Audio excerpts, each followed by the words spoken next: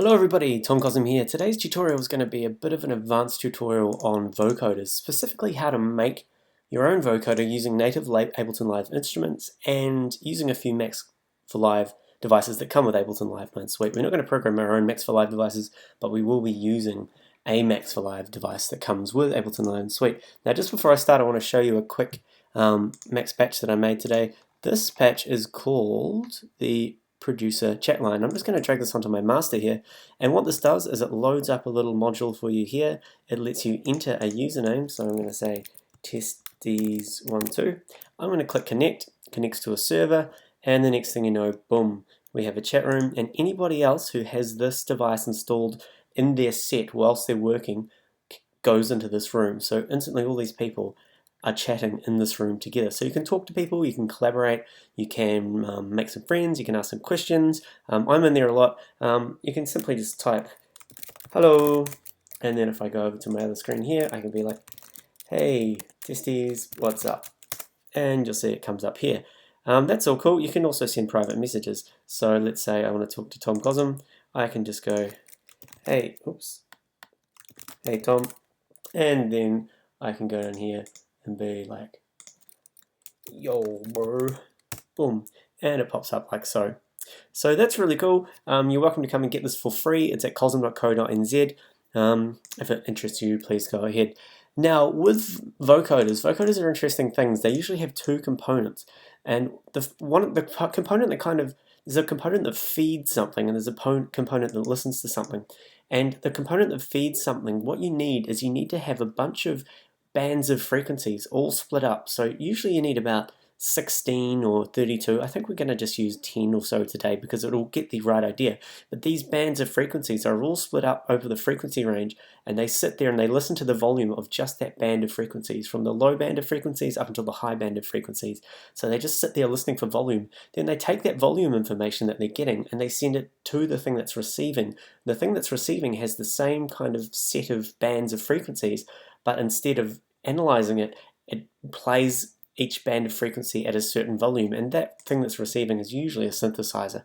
So to show you what I mean here, what I'm going to do is I'm going to create an EQ8 like so. Now an EQ8 is really good because it has these things called poles. We can get rid of frequencies. These are our low frequencies, these are our high frequencies. We can move these poles around and take or add various different frequencies.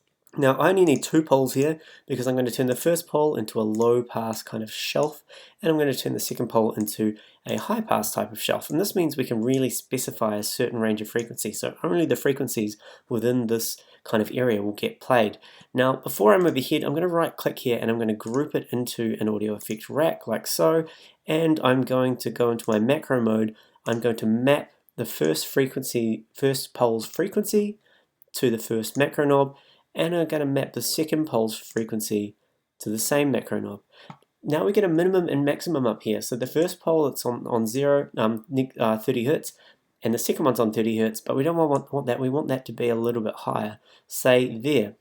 Now that means that when I move this macro knob, it'll move around, but when we go to the end, they will go up to maximum 22.0 kilohertz. We don't want that, so we need to bring this down a little bit, just down a little bit, like so, say there. So now when we move this knob, we're going to be able to select a bunch of band of frequencies. Now that's pretty cool. Now one thing else I'm going to do here is I'm going to add a Max for Live device called an envelope follower. Now an envelope follower, what it does is it sits there and it listens to whatever it's being fed from the left hand side. So any devices or instruments or samplers you have on the left hand side, it just simply listens and it analyzes how loud the signal it's getting is, and then it gives us a line. It draws a line, kind of like an LFO, or well, it's an envelope, and lets us assign that line to something. So just before I start playing that, I'm going to turn the audio effect rack off, and I've got a few samples here. I've got an Amen break, which has warped very badly, but we can fix that as we go. I've got this kind of man talking thing. Open your mind, open your mind, and open your I've got mind, another serious man. to tickle your eardrums. To tickle your This lovely eardrums. lady here. These signals should be reaching you now on our shared frequency. And I've got kind of a housey beat. Okay, so let's go back to our EQ thing here. I'm going to turn it on, and let's play that house one. Now because I've only got one chain and I'm restricting it to this band of frequencies, this is all we're hearing. and all we're hearing are these bass kind of sub doof doof doofs of the kick drum, and we can see them here, which is quite cool. Now the other thing I need to do here is I'm going to duplicate this over and over and over. The first thing is I'm going to map the parameters of this envelope follower to macro 2, macro 3, macro 4, and macro 5. So this is the gain, which is how loud the actual volume is. If I bring this up, you'll notice that we get quite a loud signal. If I bring it down, it goes completely away. The rise is how long it takes to actually get up to its peak. So it's kind of like an attack, if you like. The fall is how smooth it is, or how long it takes to go down. And the delay, I believe, yeah, it gives it a delay. We don't really need this one, but it could be interesting to play with a bit later on. And the reason I've mapped these now is because I'm going to be duplicating this over and over and moving this band up and up and up and up and up and getting various different frequency ranges. And if I map them now, when I duplicate them, those mappings will be there for me already, and I don't have to go through and do heaps of mapping. Okay, so I'm going to just bring the gain and the rise and the fall down here, take it off map mode. I'm going to right click on this audio effect and I'm going to group that up. I'm going to call this 1, and I'm going to duplicate it. Now, if we looked on, I wonder if I name this hash, it'll do that. Yes, it does. So in Ableton, if you have a number and then you have something after it and you name it hash, it will rename it to the next consecutive number. So if I duplicate that now, it's 3, 4, 5. Really handy trick. I don't think many people know that.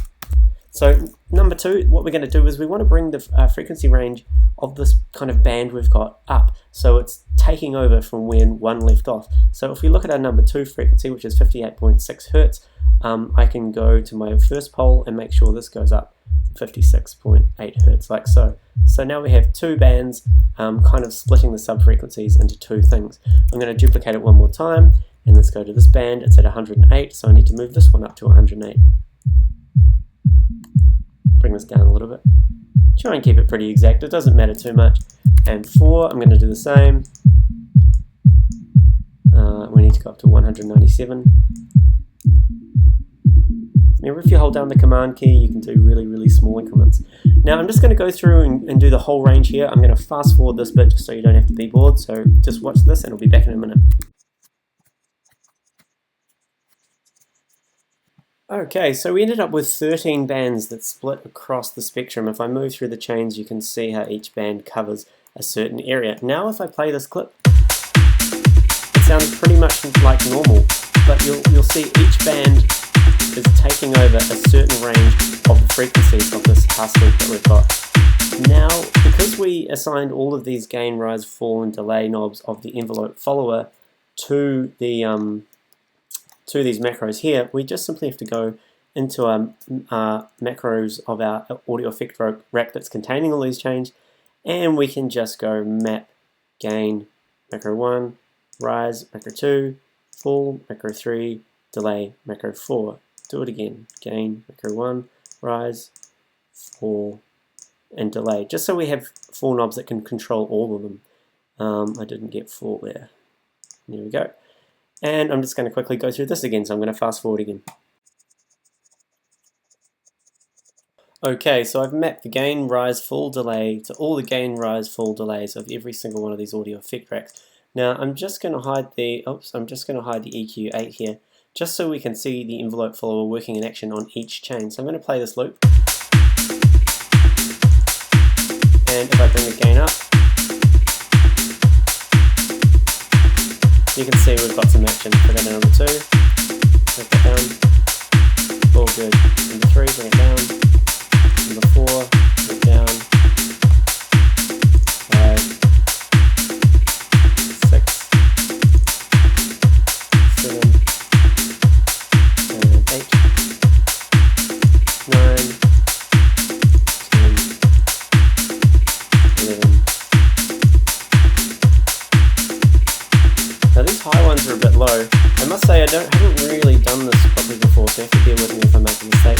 What I'm going to do is I need a bit more amplitude in these chains, so if I bring the chain up on this, it's not going to do much. Maybe if I open up the EQ8 and bring the gain up on that. Awesome, so I'm just going to do that with these ones here. We just need a bit more gain to get it all kind of evenly matched up.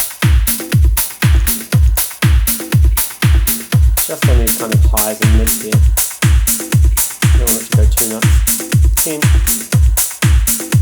Now, as I said, usually it's good to have at least 16 of these bands, but just for today I'm just using 13, just because it happens to be, I didn't play the mathematics game and figure out how much I should split this all up, but it really doesn't matter, it's the concept here that matters, and it should sound pretty good.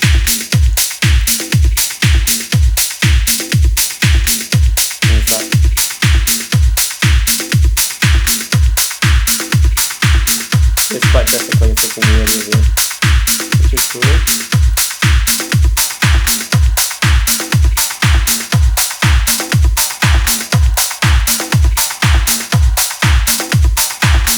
Let's do this one, and I'll do this one as well.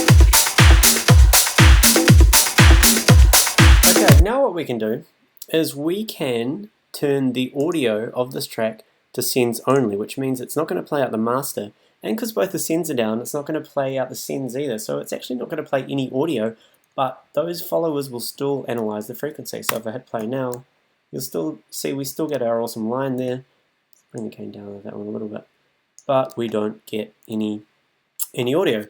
So that's kind of stage one. Stage two is we need to go through the MIDI track, which is the receiving tracks, and we're going to go into instruments and add a synthesizer. I'm going to use an operator. We'll choose a saw wave, so we have a nice saw wave. I'm going to introduce a MIDI clip and play a nice low note. Play it out like that. Now let's have a listen. Nothing amazing so far. But what we can do here is we can go into our audio track. We can copy our audio effect track, or I'm going to just use the option key and drag it across to the operator track. Take a minute to think about it. And now this is exact same thing as over the operator.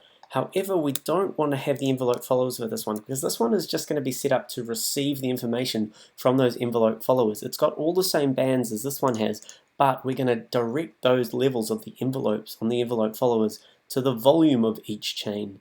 So it's basically taking the volume of these samples and applying it to the frequency ranges of this synthesized sound. So very quickly I'm going to go through and get rid of my envelope followers. Okay, so now I have these bands of envelope followers after the synthesizer, this band of equalizers, these chains of bands of equalizers after the synthesizer, but there's no envelope followers, and what I need to do is I need to attach the envelope followed information, so this information that's being produced by the volume of each of these chains, to each one of the gains of the effect track. So they're going to control the volume of the particular band range that is in the audio effect track. So we do this by going into our envelope follower, we click map, and you see how it starts flashing. It means, right, I want to assign to something. I go to my operator, I select equivalent band, and I click on the gain here. Okay. Actually, I'm not going to assign it to that gain. We've got another gain, so I'm going to get rid of that. I'm going to map it to the gain of the actual EQ itself, which is here. Okay, now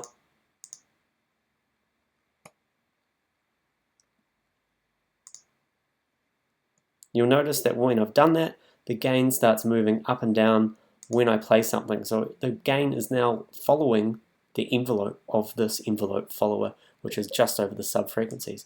And I just need to go through and do that to each one.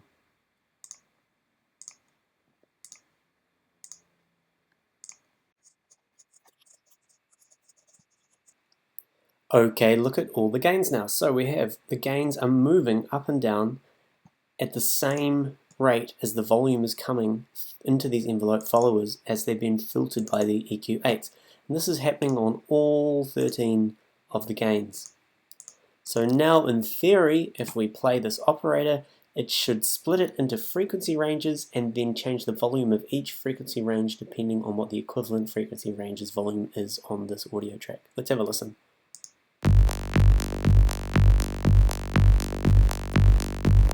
Not bad. Let's bring the operator up an octave.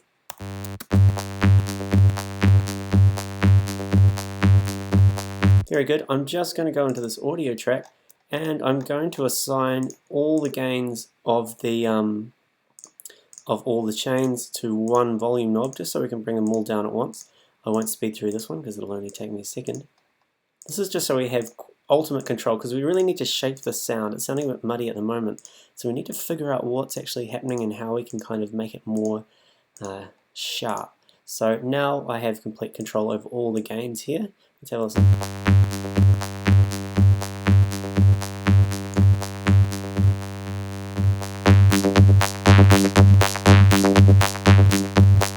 Not bad. Let's try this woman vocal sound. Now remember that she sounded like this. These signals should be reaching you now on our shared frequency. So let's see what it sounds like when it's fed through that operator using this device we built.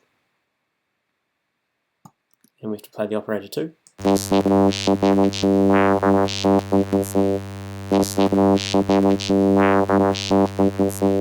So we've really got a result here. So this is cool. We've built pretty much a vocoder, but we do need to tweak a few things. So now I'm going to play with these rise and falls, see what happens.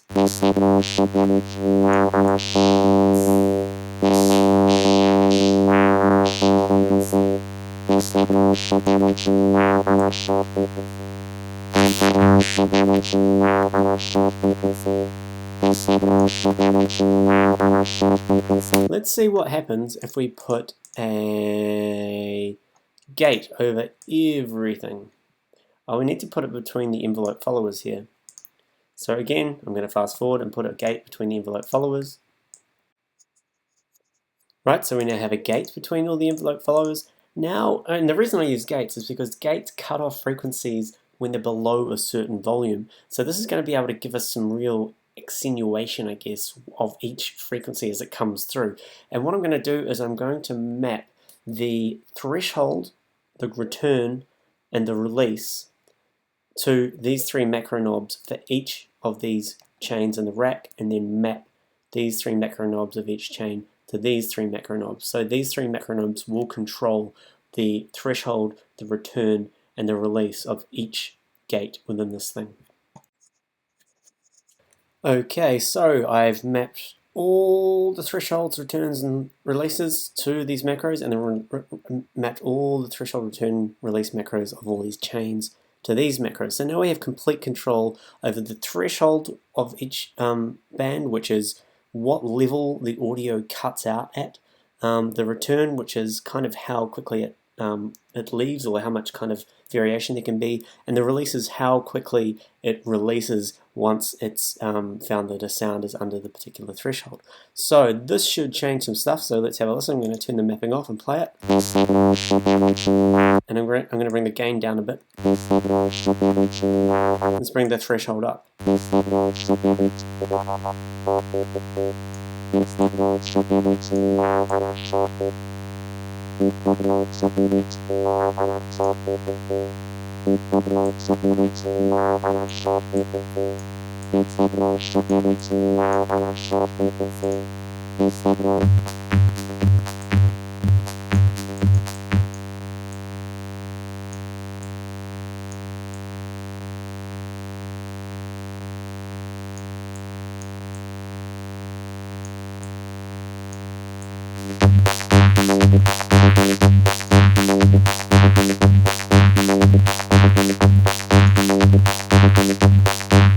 And I might put a gate after everything which is on the operator channel as well. I'm kind of experimenting here.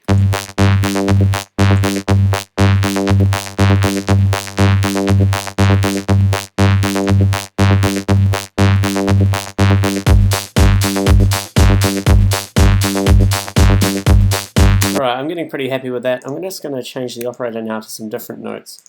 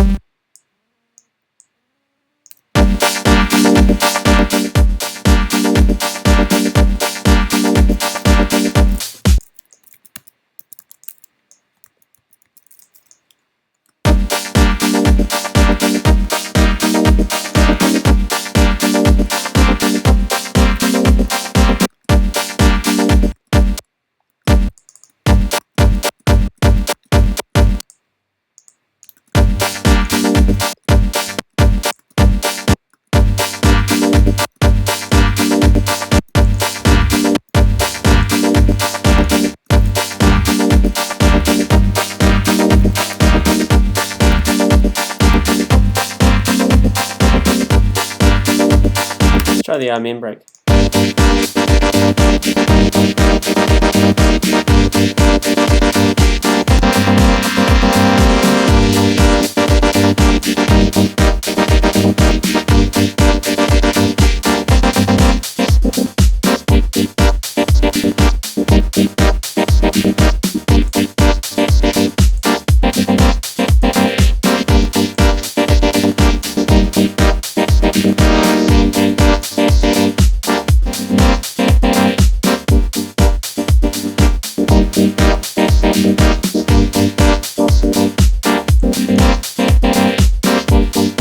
Interesting. So we've pretty much got a concept of a vocoder here. It's not as distinguished as a professional vocoder because I have no idea how to do that. But this is to give you the concept of how vocoder works and how much fun it can be. And now we've got all of these parameters that we can get into and start changing things and mucking around. I'm not going to get into that now because I've been talking for a long time. But I just want to listen to that woman vocal again.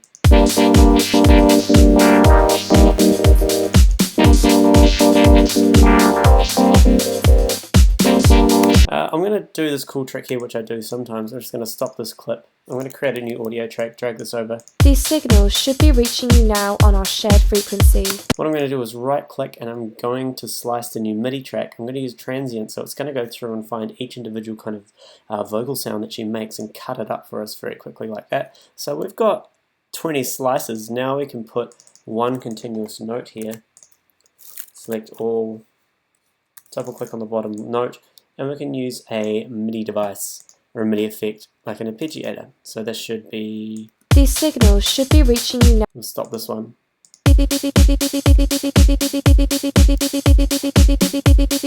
Very cool. Now if we put a random after the arpeggiator, each one, and set it to chances, how many did we have? 20 slices, so we'll set it to 20 chances. It should go pretty crazy. Put up the chance. If we turn the gate up, her notes should last longer. We could give it a shuffle.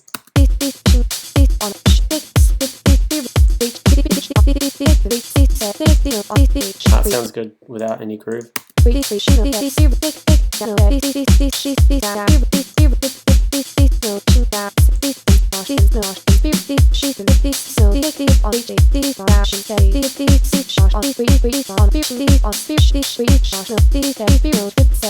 Cool, I'm going to duplicate that and I'm going to take our audio effect rack and drag it over one of them. Might take a second because there's a lot there.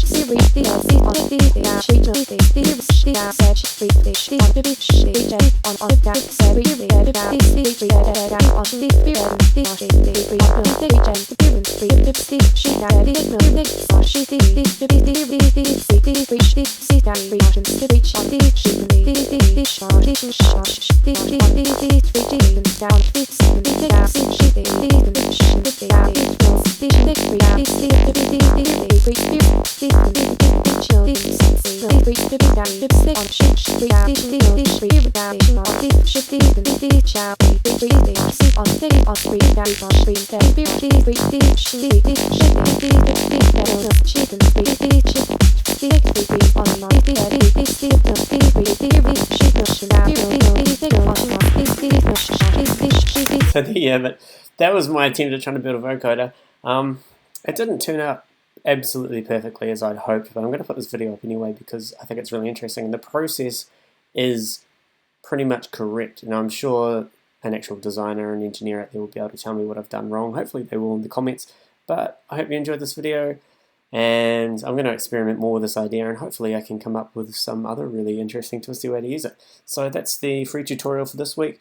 Don't forget, we've got our chat thing over here. No one's been chatting just yet, but go to cosmic.co.nz, check it out, and that's it. Tune in next week, more free stuff. Cheers, Tom Cosm.